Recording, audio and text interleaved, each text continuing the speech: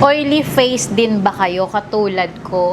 Kaka-makeup ko lang, pero tingnan mo naman. Talagang nag-oily ako. At ngayon nakita ko guys ng solusyon para dito sa aking oily face.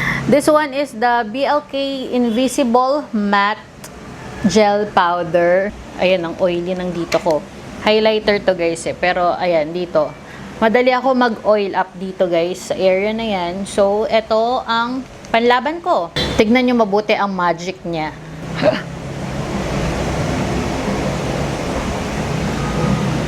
Kita nyo yun? Yan yung area kanina na nag-oily, pero tignan mo naman. Diba? And tignan nyo to. Ayan o. May pagka-oily siya. Imamatify natin siya para makita nyo yung pinaka-difference nilang dalawa. Guys, dito ako tumitingin kasi yung aking screen nasa taas. So, para makita ko din yung face ko, malabo kasi yung aking mata. Hindi ako nakasalamin. So, pagbigyan niyo na ako. So, ito na siya. So, this one yung hindi ko pa nalalagyan. And this one is yung nalagyan ko na.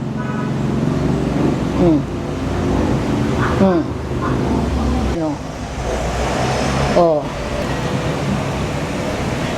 So, ayun na siya guys. O, diba?